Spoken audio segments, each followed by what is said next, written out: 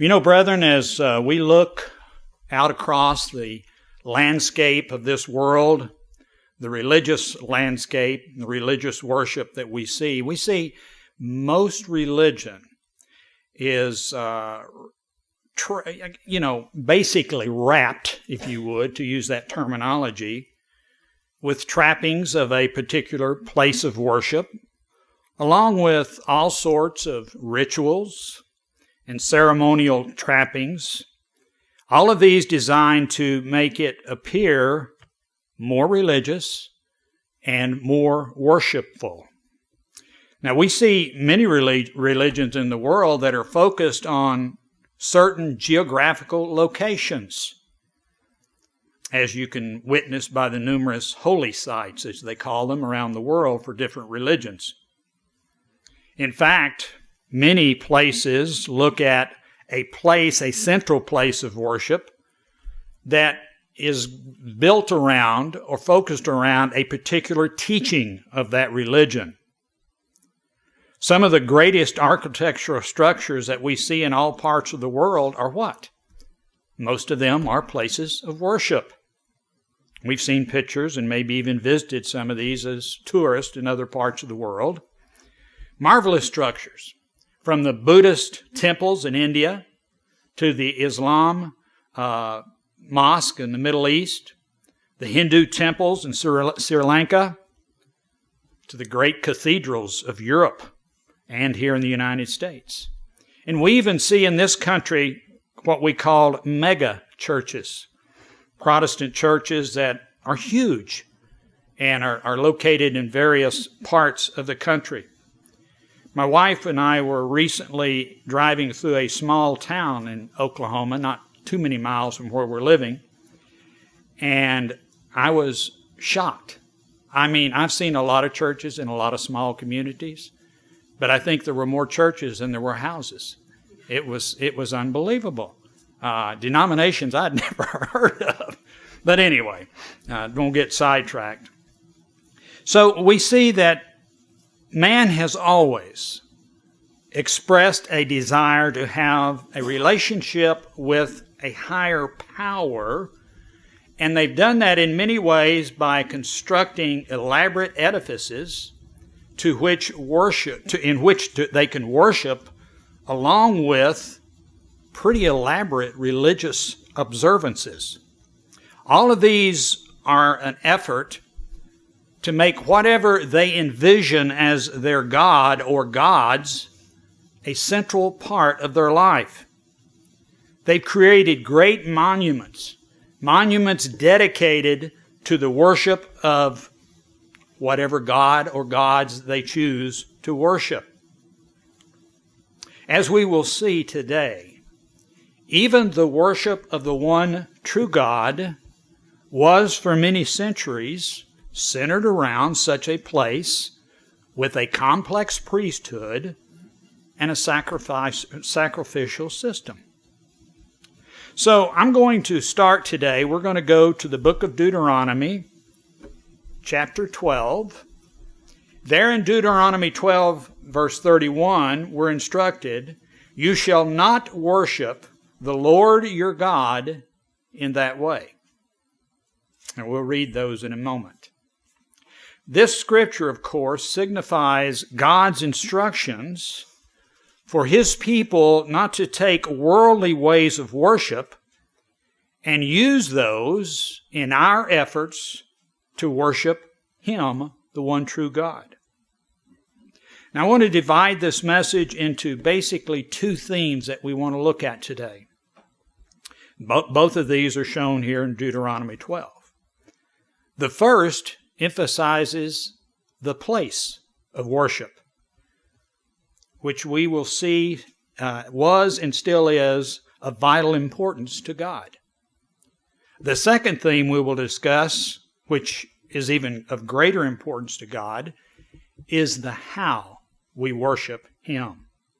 We'll attempt to see how this transition in importance took place throughout history, according to God's plan, and how both these concepts actually become one in our worship of God today.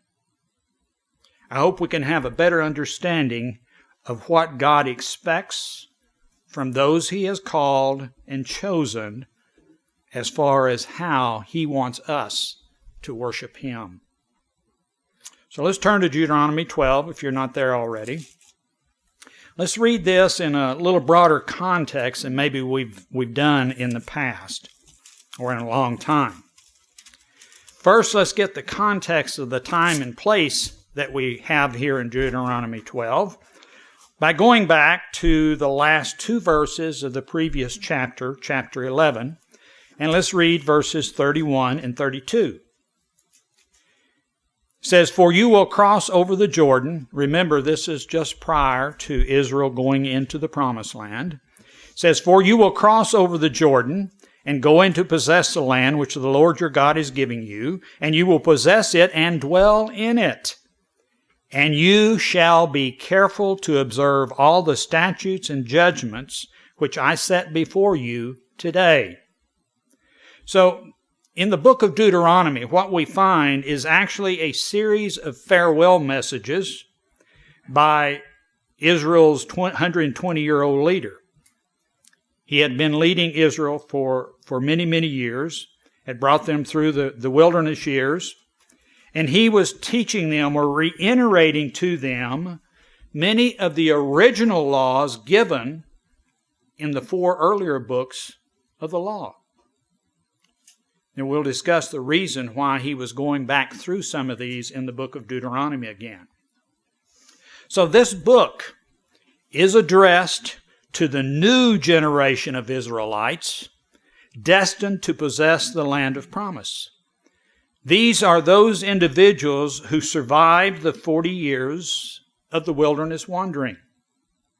So we find here Moses giving the people of Israel instructions that are designed to prepare them for conquering and keeping the land that they were to go in and possess. Remember, I said that we want to be looking at the two aspects of the worship of God: the place of worship and the how of worship. So let's identify here in Deuteronomy 12 the first of these, the place of worship. And let's follow this concept through the Word of God. Deuteronomy 12, let's drop down to verse 9. Here in verse 9, notice what he says to the people. "For as yet you have not come to the rest and the inheritance which the Lord your God is giving you. But when you cross over the Jordan and dwell in the land which the Lord your God is giving you to inherit, and He gives you rest from all your enemies round about, so that you dwell in safety, then there will be the place where the Lord your God chooses to make His name abide. There you shall bring all that I command you, your burnt offerings, your sacrifices, your tithes, the heave offerings of your hand, and all your choice offerings which you vow to the Lord." So we find here in this section of Deuteronomy, it mentions the place. Okay? These are mentioned in verse 5, 11, 14, 18, 21, and 26. You can check me on that. We also see in this section the word there, T-H-E-R-E, referring to the place, mentioned in some of these verses I just mentioned, but also verses 6 and 7.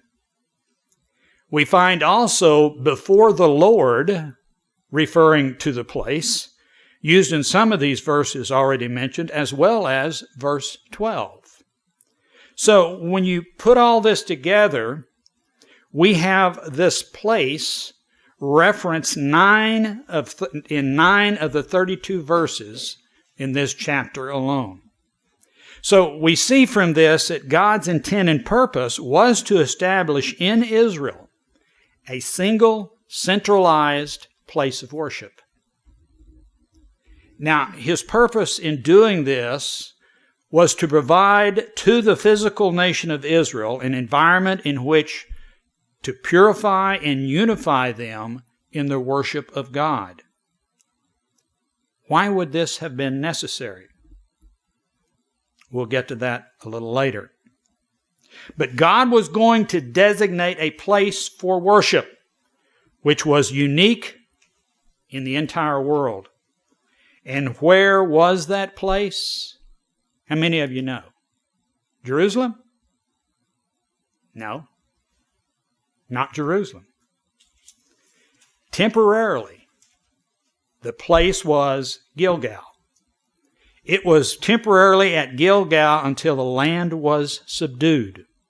So you can note Joshua 4, verses 18 through 24, and Joshua 5, 8 through 12. We won't turn there, but you can read about this. It was from this encampment, this first encampment at Gilgal, that Israel began their campaign of conquering the land of Canaan. This is where they came to and encamped at that time. So during this time of conquest, the tabernacle was set up at Gilgal, the central place of worship for God's people.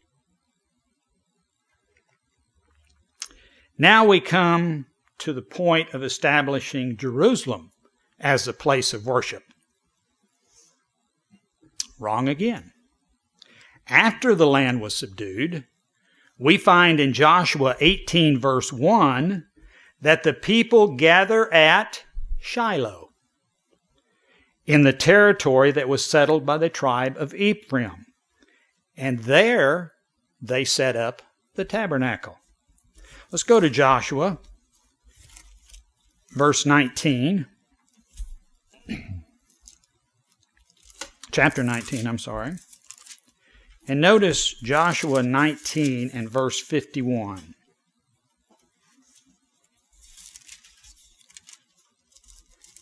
Verse 51.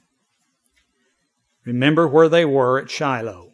These were the inheritances which Eleazar the priest, Joshua the son of Nun, and the heads of the fathers of the tribes of the children of Israel divided as an inheritance by lot in Shiloh before the Lord, at the door of the tabernacle of meeting. So they made an end of dividing the country. So now we've seen two locations that were set up as central places of worship, where the tabernacle was set up. It wasn't until nearly 500 years later that God chose Jerusalem. I don't know if you realize that or not. You can read about it in 2 Chronicles 6, verse 3 through 6. So here we have the building of the temple in Jerusalem, which was designed to remain the central focus of Israel's worship of God down through the time of Christ. Let's go now to 2 Chronicles. This time, let's go to 2 Chronicles chapter 7. 2 Chronicles.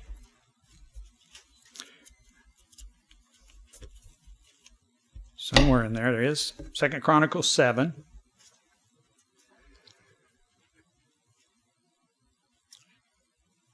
We covered this scriptures some time back, and I just talked about them again in Tulsa recently. But here is a powerful promise that God made about this house of worship that Solomon had built in Jerusalem. 2 Chronicles 7, let's just read beginning verse 12. Then the Lord appeared to Solomon by night and said to him, I have heard your prayer and have chosen this place for myself as a house of sacrifice. Remember, this was at the dedication of the temple that Solomon had built there in Jerusalem.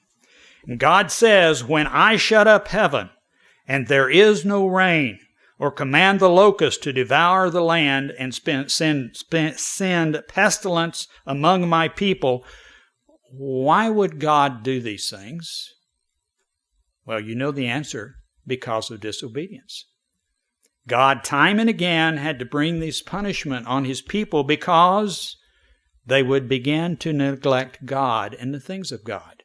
They would begin moving away from worshiping God as He clearly instructed them to do. But notice His promise. When He had to do this, to correct the people, to bring them back to Him, He says, if my people who are called by my name will humble themselves and pray and seek my face and turn from their wicked ways, then I will hear from heaven, will forgive their sin, and heal their land. He says, now my eyes will be open and my ears attentive to prayer made in this place. For now I have chosen and sanctified this house, that my name may be there before ever, and my eyes and my heart will be there perpetually. So, what we find here, brethren, it's easy to understand when we realize what God Himself thought of Jerusalem, and especially the Temple Mount, the area that still remains vitally important to the Jewish people today. You can understand how this place has been and always has been and will be vitally important not only to the people of Judah, but to all of God's people. Here in 2 Chronicles, we have God sanctifying this house that Solomon built for Him. This then is the beginning of Israel's worship of God being centered around the temple in Jerusalem. This is when that all came together in Jerusalem for God's people to look to the temple in Jerusalem as their central part or the central location for worshiping God. Many years later, we know that the kingdom of Israel became divided. But the temple in Jerusalem remained the focal point for Judah after the northern tribes broke off. The temple in Jerusalem remained the center for those faithful Israelites who still looked to Jerusalem and still looked to the temple as the central part of their religion. Jeroboam, who was a prominent leader under Solomon, he understood the importance of the temple to the people of Israel. So when he chose to rebel against King Rehoboam after Solomon had died, what did he do? He wanted to draw the people of Israel after him. So what he did was try to counter the importance of the temple in Jerusalem by constructing two alternate places of worship for the people to worship God. Now, you know the story, so we won't go through it, but I do want to pick up over here in 1 Kings. If you'll back up to 1 Kings. I want to note a couple of things here in 1 Kings 12. You see, there was reasoning behind why Jeroboam did this. 1 Kings 12, verse 25. Then Jeroboam built Shechem in the mountains of Ephraim and dwelt there. Also he went out from there and built Peniel. So these are the two places that he built for the people to come to worship God, rather than the temple at Jerusalem. And Jeroboam said in his heart, now the kingdom may return to the house of David. If these people go up to offer sacrifices in the house of the Lord at Jerusalem, then the heart of this people will turn back to their Lord, Rehoboam, king of Judah, and they will kill me and go back to Rehoboam, king of Judah. Therefore the king asked advice, made 2 calves of gold, and said to the people, it is too much for you to go up to Jerusalem. Here are your gods, O Israel, which brought you up out of the land of Egypt. And he set one in Bethel, and one he put in Dan. Verse 30. Now this thing became a sin for the people went to worship before the one as far as Dan. So we see real quickly here that what the people began to do was to follow Rehoboam and began going to these 2 alternate places of worship that he set up. In verse 33, or verse 32, it says, Jeroboam ordained a feast on the 15th day of the 8th month. He even changed the days in which they were going to observe the holy days. Like the feast that was in Judah, so it was just like the feast of the 7th month, but they were doing it in the 8th month, and offered sacrifices on the altar, so he did at Bethel, sacrificing to the calves that he had made, and at Bethel he installed the priest of the high places which he had made, in verse 33. So he made offerings on the altar which he had made at Bethel on the 15th day of the 8th month, in the month which he had devised in his own heart. These were devised in his own heart. He created these central places of worship apart from what God had designed and created at Jerusalem.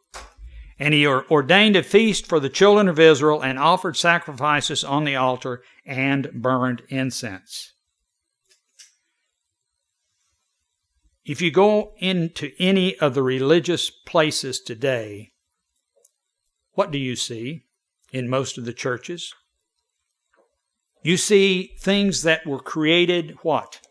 In the mind of men, made to look like, sound like they're used to worship God. Just like Jeroboam, they set up not only alternate places of worship, but they began alternate ways of worshiping God. Ways that went directly against the worship system that God had placed in Israel. Jeroboam's system of worship, as we just read, drew upon the religions of the Egyptians. He made 2 golden calves. And the Canaanites, because it talks about the shrines on the high places, which were a custom of the Canaanite religions. So, he even started, if you read through this, he even placed men in priesthood positions that weren't part of the Levitical priesthood. It was basically anybody that wanted to could be made a priest. That ought to work out real good, I would think. So here we see pagan symbols and places being used to worship the true God in direct rebellion against God's explicit instructions not to do so. Would you think that God is still concerned about the place and the surroundings in which His people worship today? I would say He does. I don't see anywhere in Scripture where He's changed His mind about this. This corruption of Israel's worship of God was lasting, and it ultimately led to severing the vast majority of the northern tribes from God. You see, they had forsaken the place, and they subsequently lost their identity as worshipers of the true God. Now, the southern kingdom, which came to be known as Judah, or the Jews as we know them today, they remained more or less faithful for about 2.5 centuries after God chose Jerusalem and Solomon built the temple. But ultimately, they too went the way of the northern tribes. We come then to the pivotal and fateful reign of Manasseh.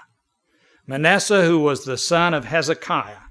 Here we see the place of Israel's worship, the temple, being corrupted by actually bringing pagan deities into the temple as part of Israel's worship of God.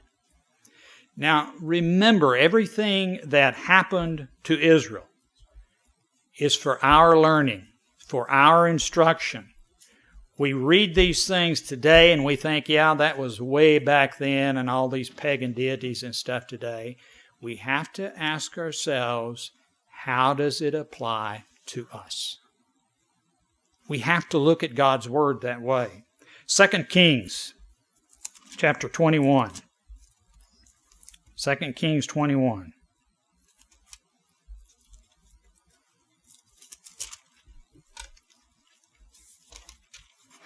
Second Kings 21, verse 2. This is talking of King Manasseh, who did all this changing of God's worship. 2 Kings 21, verse 2. And he did evil in the sight of the Lord according to the abominations of the nations whom the Lord had cast out before the children of Israel. He brought it all in. Everything that the nations around him were doing. For he rebuilt the high places which Hezekiah his father had destroyed. He raised up altars to Baal. He made a wooden image as Ahab king of Israel had done, and he worshipped all the host of heaven and served them. He had a religion that would fit about anybody. He also built altars in the house of the Lord, of which the Lord had said, in Jerusalem I will put my name. And he built altars for all the host of heaven in the two courts of the house of the Lord. This was actually in the temple of God that God said was going to be the central place of worship of Him, the true God. Verse 7, he even set a carved image of Ashtoreth that he had made in the house of which the Lord had said to David and to Solomon his son, in this house in Jerusalem, which I have chosen out of all the tribes of Israel, I will put my name forever. If you go into any religious places today where people gather to worship God, what you normally are surrounded by are what? Crosses, crucifixes, steeples, obelisks, paintings and sculptures and carvings of angels, cherubs, and of an effeminate, long-haired Jesus.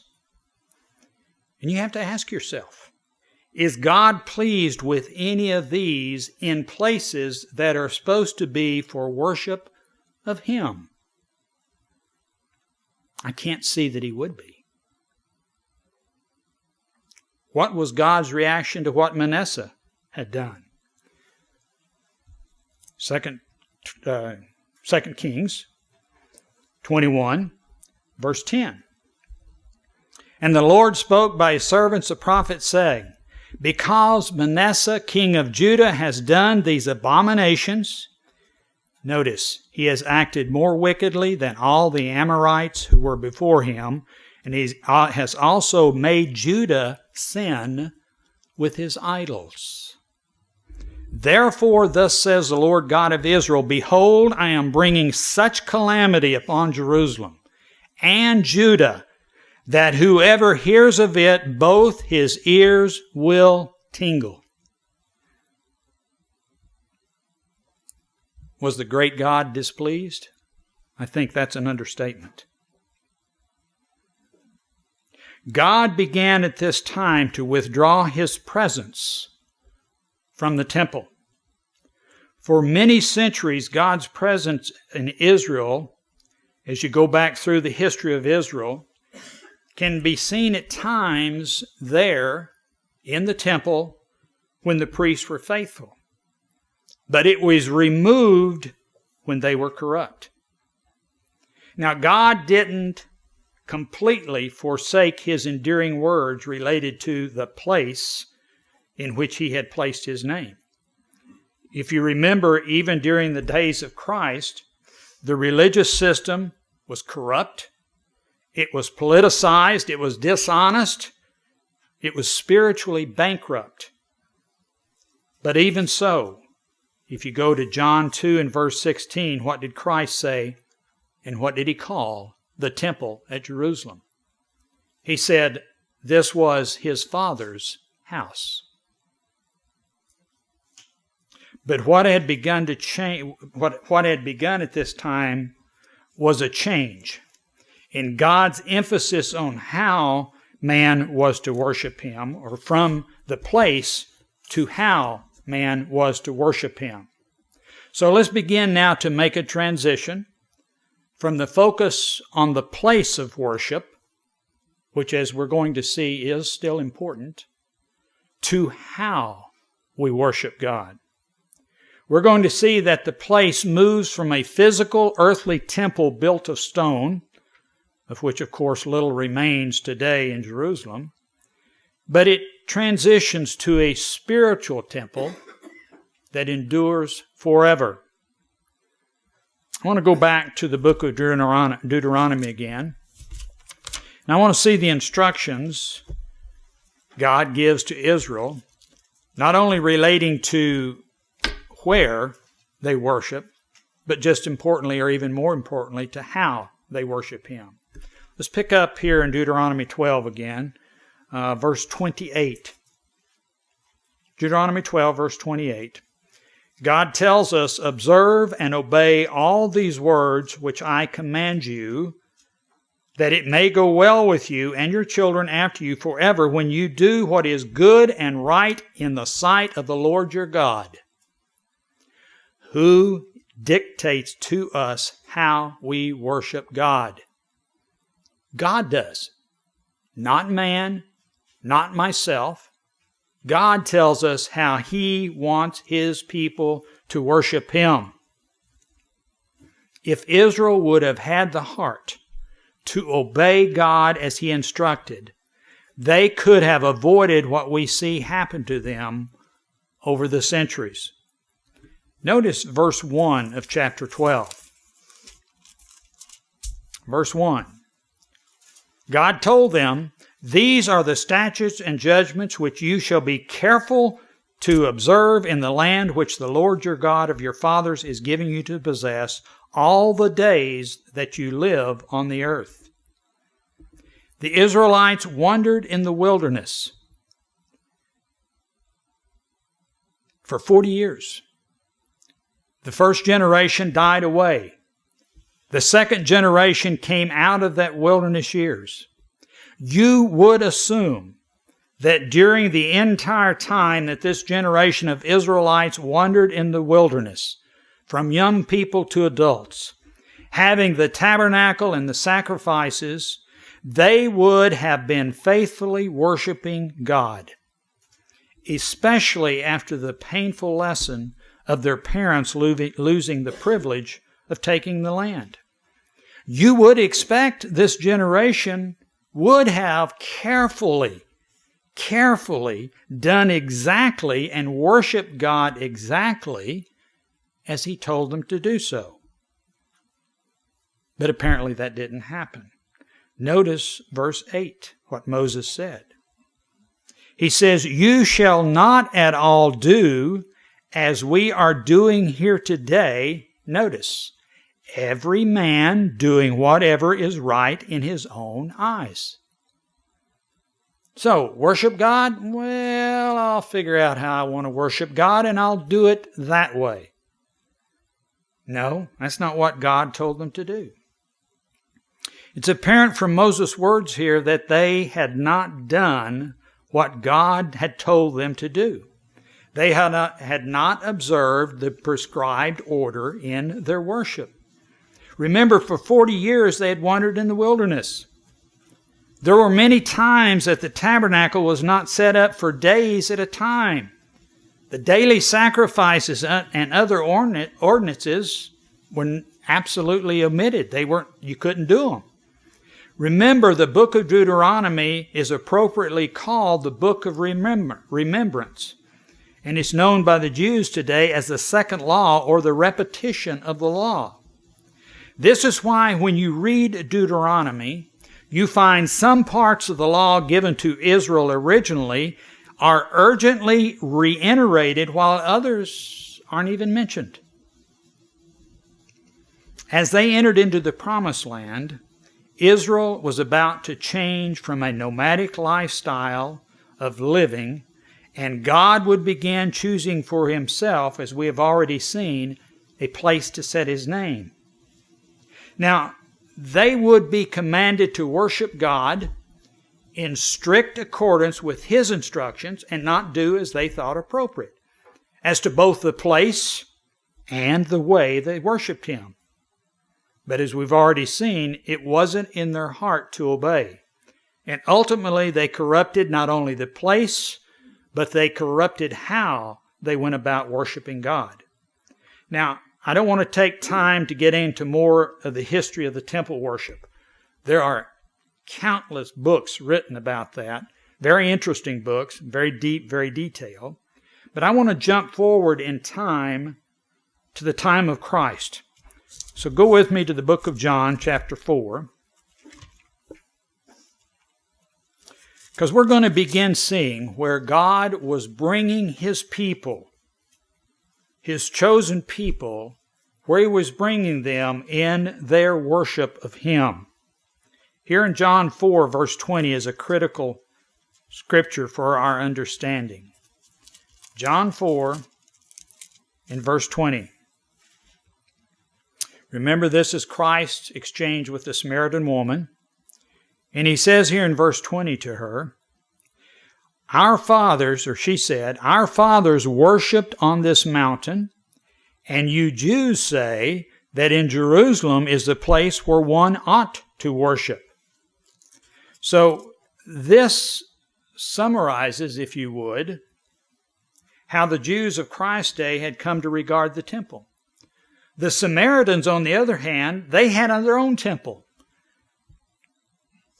It was quite similar to the one the Jews had in Jerusalem.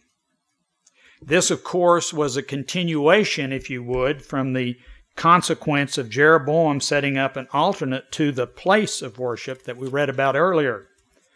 The Samaritans laid claim to this being the mountain on which Moses told Israel to build an altar, on which the Ten Commandments had been engraved. The fact is, as we see with this exchange that Christ has with this woman, neither the Samaritans nor the Jews got it completely right. True worship wasn't about the temple. It never was about where you worship. Remember, the temple was for a physical nation of Israel without God's Spirit dwelling within them. We have to remember that. They did not have God's Holy Spirit. It was to help them to be unified around a central place of worship in order to give them the greatest opportunity to follow the laws of God. The temple symbolized where God was going to ultimately bring His chosen people in the end time. As Christ made clear, it is who we worship and how we worship Him that is of greatest importance. He wasn't saying the physical surroundings in which we worship isn't important, but the place cannot become the means of worship. Notice Christ's words here in verse 21 of John chapter 4. Jesus said to the woman, "Woman, believe me, the hour is coming when you will neither on this mountain nor in Jerusalem worship the Father." So He was beginning to reveal to this woman that what she thought was worship of God and where to worship, she was wrong.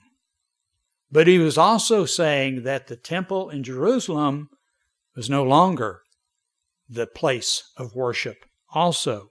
Because in verse 23 He adds this, "But the hour is coming and now is when the true worshipers will worship the Father in spirit and truth, for the Father is seeking such to worship Him."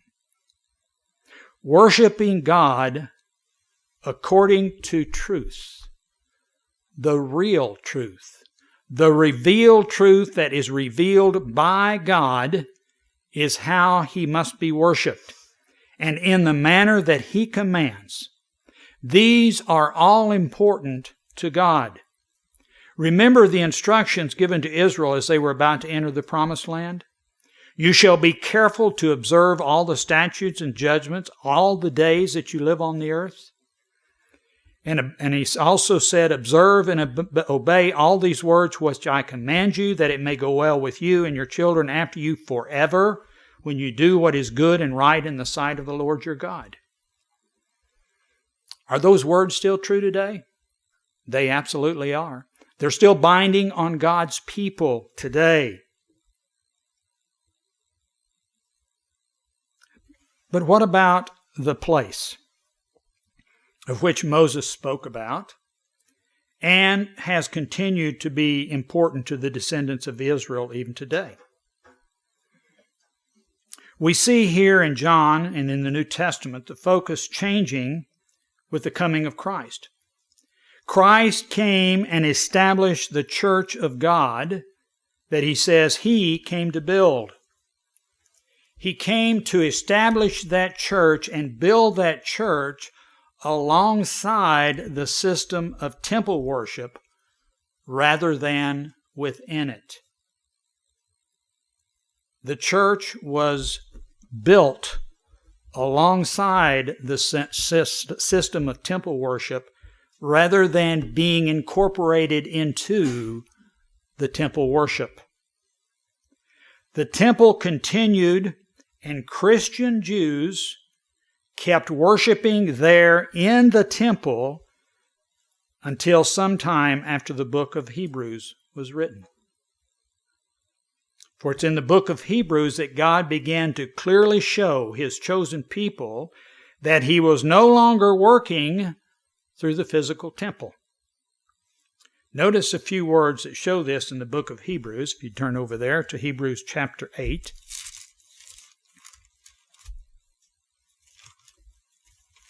Hebrews chapter 8. The book of Hebrews is one of the most powerful books in the New Testament related to the transition, if you would, from the old to the new and how they perfectly fit together. Hebrews 8, verse 1. Help if I would get there. Hebrews 8, verse 1. Now, this is the main point of the things we are saying. We have such a high priest who is seated at the right hand of the throne of the majesty in heavens, a minister of the sanctuary and of the true tabernacle which the Lord erected and not man. For every high priest is appointed to offer both gifts and sacrifices. Therefore it is necessary that this one also have something to offer. Christ, it says, was the minister of the sanctuary of what? Of the true tabernacle. I think we've been through this before in the book of Hebrews. The true tabernacle is where? The true tabernacle is where God dwells in heaven. That is where the true tabernacle is. And remember, we went through Christ and his transition into that true tabernacle. Hebrews 9, verse 11. Hebrews 9, verse 11. But Christ came as high priest of the good things to come with a greater and more perfect tabernacle, not made with hands, that is, not of this creation. So Christ came, and he was a minister of the sanctuary of the true tabernacle, and he came with a greater and more perfect tabernacle not made with hands. So we see we're moving from the physical to the spiritual. Chapter 11, verse 16. Chapter 11, verse 16. But now they desire a better, that is, a heavenly country. Therefore God is not ashamed to be called their God, for he has prepared a city for them. What is that city? The New Jerusalem. He has prepared a city for the faithful. And it wasn't the earthly Jerusalem. We do not have an unending spiritual legacy with the city of Jerusalem. The place, special though it was to be a means to an end. At the heart of Moses' instruction to the Israelites wasn't setting apart a place of worship, but rather that the Israelites were to be set apart through their worship. Let me repeat that. The Israelites were to be set apart not by where they worshiped. They were to be set apart through their worship. The offering of animal sacrifices and temple worship ended with the coming of Jesus Christ. The laws of God were no longer to be written on the tablets of stone, but were to be written in the hearts of those that God would call. God has brought us into a spiritual relationship with Him through His Son, Jesus Christ. This in no way diminishes the law of God, but it does change how we enter into a relationship with God. Romans chapter 12, verse 1. Romans 12,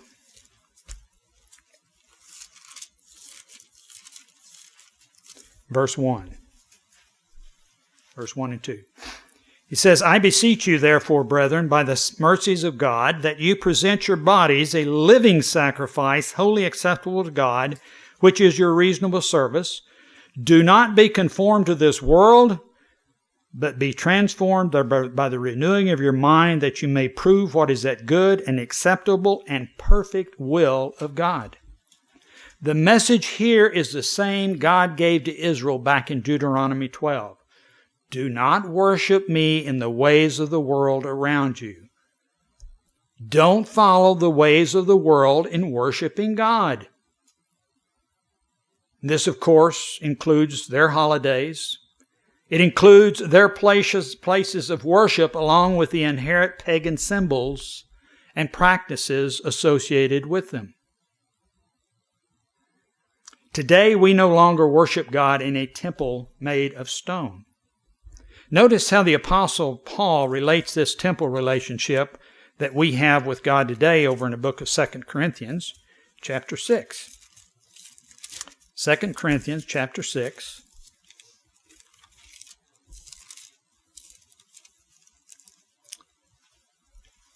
In verse 11. He says, O Corinthians, we have spoken openly to you. Our heart is wide open. He says, you are not restricted by us, but you're restricted by your own affections. Now in return for the same, I speak as to children, you also be open. Do not be unequally yoked together with unbelievers. For what fellowship has righteousness with lawlessness? What communion has light with darkness? What accord has Christ with Belial? Or what part has a believer with an unbeliever? And what agreement has the temple of God with idols? For you are the temple of the living God, and as God has said, I will dwell in them and walk among them. I will be their God, and they shall be my people. Therefore come out from among them and be separate, says the Lord. Do not touch what is unclean, and I will receive you. I will be a father to you, and you shall be my sons and my daughters, says the Lord Almighty. Therefore, having these promises, beloved, let us cleanse ourselves from all filthiness of the flesh and spirit, perfecting holiness in the fear of God. Our unity and purity in our worship of God comes from God cleansing us from sin through the washing of the blood of Jesus Christ. By the indwelling of His Holy Spirit, we are learning to be separate from the corrupt world that is around us. From the beginning of establishing a place of worship, God said His people must have nothing to do with the way the world chooses to worship their gods or chooses to worship Him. Yet the place isn't what set the people apart. John 17, verse 17. John 17, 17. Notice how Christ says this. John 17, 17. Christ said, sanctify them by your truth. Your word is truth. When we are told we are to worship God in spirit and in truth, that truth, brethren, is the truth that is revealed to us by God Himself. It's truth that He has given us in His Word. That's what sanctifies us. That's what sets us apart. If we live by what God shows us in His Word. Remember also, we know that without God's Spirit, we cannot comprehend spiritual things. can't do it. You might have knowledge. You might have head knowledge, I like to call it. But without God's Spirit working in you, your understanding is very limited. It takes God's Spirit, then it takes us using God's Spirit and living by the truth that God reveals to us. Those who do not do this, or those who do this, are given an awesome promise from Christ here in John chapter 14. If you go back a couple of pages, verse 1, John 14. It says, "Let not your heart be troubled. You believe in God, believe also in me. In my Father's house are many mansions," or many positions. "If it were not so, I would have told you. I go to prepare a place for you. And if I go and prepare a place for you, I will come again and receive you to myself, that where I am, there you may be also."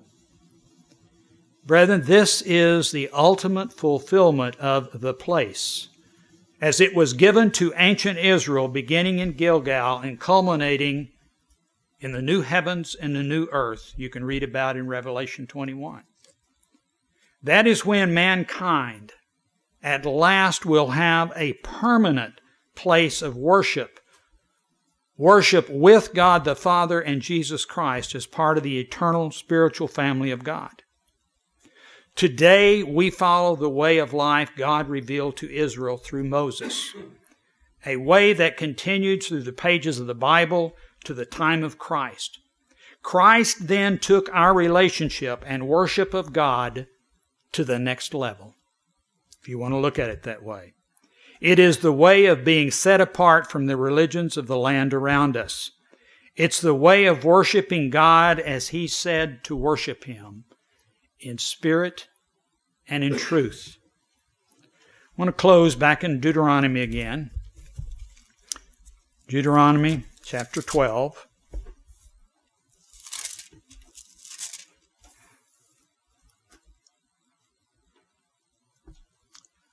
Verse 29. Deuteronomy 12:29. "When the Lord your God cuts off from before you the nations which you go in to dispossess, and you displace them and dwell in their land, take heed to yourself that you are not ensnared to follow them, after they are destroyed from before you, and that you do not inquire after their gods, saying, How did these nations serve their gods?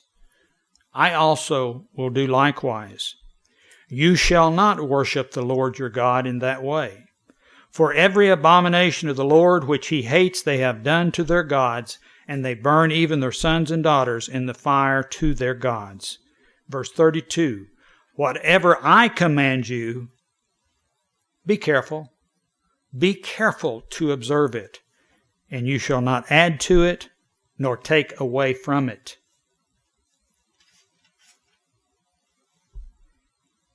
But realizing, brethren, that when we read these now, and we think about the purpose that God had for establishing the place of worship, that He had for establishing how they were to worship Him, and we see that this was all done with a purpose in mind to bring God's people to the point where we're headed to today. Just as Israel was expected to be set apart by how they worship God, you and I must be separate from the religious confusion that surrounds us today. We must not allow the religious trappings of this world's religions to enter into our worship of Almighty God. Be careful to do all that God tells us to do. Be careful to worship God in spirit and in truth, not in ritual, not in form. We are to be the temple of the living God, and in each of us must dwell the very heart and mind of Jesus Christ. When it does, we will worship Him as He commands us to worship.